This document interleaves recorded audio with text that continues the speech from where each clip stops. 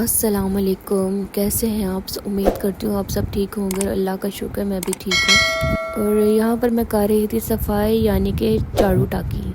और मुझे नहीं पता आप लोग टाकी को क्या बोलते हो। हम तो कपड़ा लगाना भी कहते हैं और टाकी लगाना भी कहते हैं, और मॉप लगाना भी। जो समझ आए समझ लो। ओके।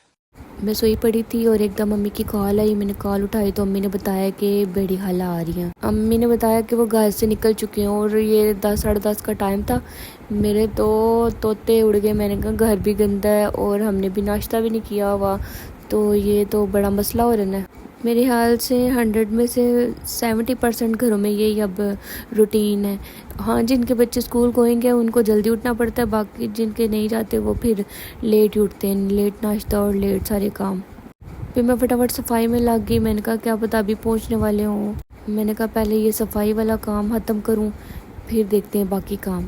खैर हमारी तो ये अब रूटीन है, काम काम और बस काम।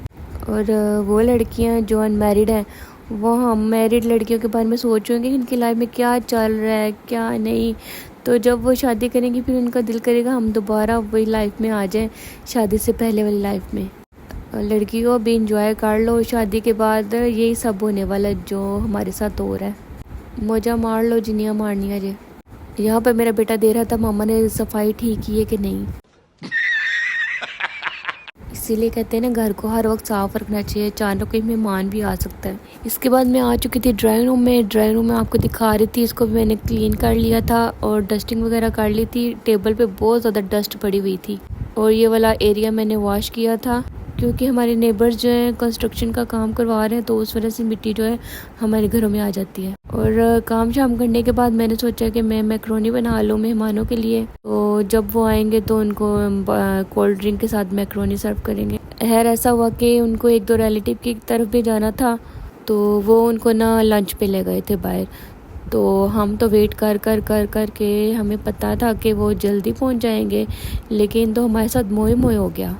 कहते हैं इंसान का जहाँ पे रिस्क लिखा हुआ है उसने वहीं पे खाना है। यहाँ पर मेरी मैक्रोनीज रेडी थी और पता नहीं क्या मुझे अब मैक्रोनी नहीं पसंद ज़्यादा, मुझे स्पैगेटी अब ज़्यादा पसंद है। और हमारी गैस भी जा चुकी थी और मैं सिलेंडर पे बनाई थी। यहाँ पर रेडी हो चुकी थी। इसके बाद मैं किचन में आई। जब हमारी गैस आई तो मैंने सोचा कि मैं अपना खाने के लिए कुछ बना लूँ। और ये दही भल्ले भी हमने ला कर रखे हुए थे मेहमानों के लिए, और मुझे भूख सख्त लगी हुई थी। फिर मैंने सोचा कि मैं केला खा लूँ। और हमारा घर माशाल्लाह साफ़ सुथरा लग रहा था। बंदे ने खुद सफाई की हो ना तो देख के खुशी हो रही होती है। घर साफ़ सुथरा होना तो फिर इंसान को सब कुछ अच्छा लगता है। यहाँ पे मैं अपने तोतों को देख रही थी और मोहम्मद अली यहाँ पे फिर खेलने लग गया अपने तोतों के साथ। भाई इनको बहुत तंग करता है। और अभी मेहमान जा चुके तो उन्होंने थोड़ा थोड़ा खाया था, फिर हम खाने बैठ गए। हेलो जी। और ये था नेक्स्ट डे का व्लॉग। यहाँ पर मैं काम शाम ख़त्म करने के बाद मैंने सोचा मैं टेलर को कपड़े दे आऊँ। काफ़ी दिनों से प्लान पीछे पीछे हो रहा था। फिर मेरी खाला भी ड्रेस लेके आई थी, मैंने सोचा चलो दोनों ड्रेस एक साथ दे देती हूँ।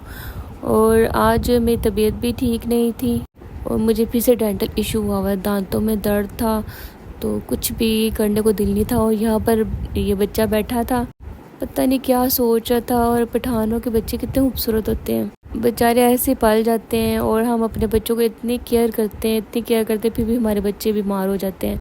ये तो फुल सर्दी में भी बाहर घूम रहे होते हैं ये वाले बच्चे। खैर, और फिर मोहम्मद अली को मैंने रेडी किया था क्योंकि ये अपने दादा दादी के साथ जा रहा था। मैंने बोला कि मोहम्मद अली को भी ले जाएं, बेचारा सारा दिन अंदर कैद रहता है। इतना तो बच्चे का राइट बनता है ना कि बच्चे को बाहर घुमाने के लिए ले जाया जाए। और मोहम्मद अली से सब्र नहीं था हो रहा, बूम बूम कर रहा था। सही बात है, बच्चों से ही घर में रौनक होती है। और फिर मैंने सोचा कि मैं कुछ बना लूँ। फिर मैंने सोचा बना लेती हूँ एग फ्राइड राइस। चावल को मैंने बॉयल कर लिया था और यहाँ पर मैं सब्जियाँ फ्राई कर रही थी, गाजर और आलू को, क्योंकि यही पड़ा था। और मेरे जो सास ससुर हैं वो घर नहीं थे, वो कहीं गए हुए थे। तो फिर मैंने सोचा कि गैस भी चली जाएगी तो मैं फिर फटाफट यही बना लेती हूँ। और मैं सोच रही थी कि जल्दी जल्दी बन जाएंगे। भाई कोई भी चीज़ जल्दी नहीं बनती। सही बात है, वेजिटेबल कट्स करने पे इतना टाइम लगा। बंद गोभी तो फ्रीज़र में पड़ी हुई थी। और फिर मैंने साथ में सॉल्ट भी ऐड कर दिया, आई मीन नमक। हम मालूम है तेरे बाप को मत सिखा चल। और इसमें मैंने चिकन नहीं था डाला। ज़रूरी तो नहीं कि आप हर चीज़ में चिकन ही डालें, आप सिर्फ वेजिटेबल्स भी बना सकते हैं। मेरी बड़ी सिस्टर पता क्या करती थी, अगर चावल ज़्यादा बन जाते थे ना तो वो फिर उसमें ना बंद गोभी प्याज वगैरह डाल के ना तो उसको मज़ेदार सा बना के सोया सॉस सिरका वगैरह डाल के ना तो इतने मज़े के बना देती थी कि दिल नहीं था करता छोड़ने को। फिर मैं भी इसी तरह करती हूँ, अगर चावल बच जाए ना तो मैं फिर बंद गोभी और वगैरह प्याज श्याज सब कुछ डाल के ना उनको अच्छे से फ्राई कर लेती हूँ और बहुत मज़े के बन जाते, फिर छोड़ने को दिल नहीं करता। इस तरह से फिर चीज़ ज़ाया भी नहीं होती।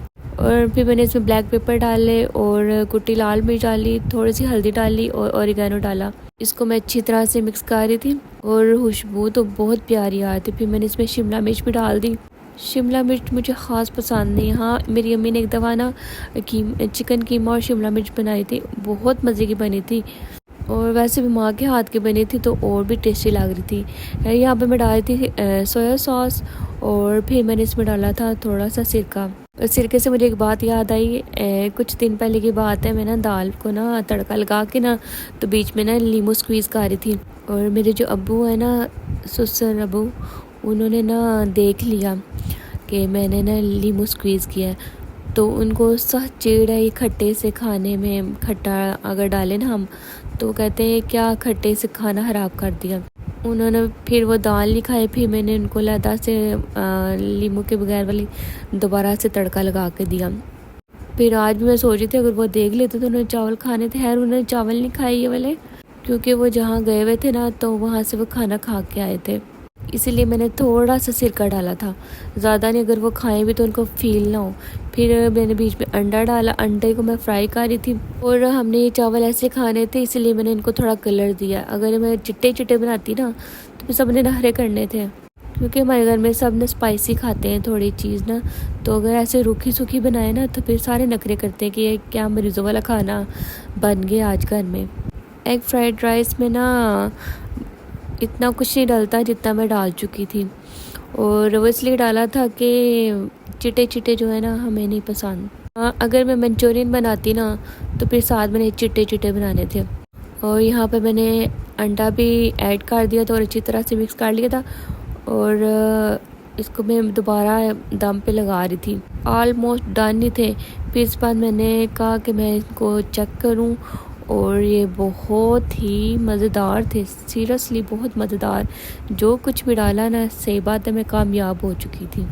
मजेदार मजेदार ये और सीरियसली बहुत मज़ेदार थे, बहुत ज़्यादा। मैं कामयाब हो चुकी थी एक्सपेरिमेंट में। मैंने एक्सपेरिमेंट ही किया था एक किस्म का। यहाँ पे मैं अपना व्लॉग करती हूँ एंड अगर आपको मेरा व्लॉग अच्छा लगे लाइक शेयर सब्सक्राइब ज़रूर कीजिएगा।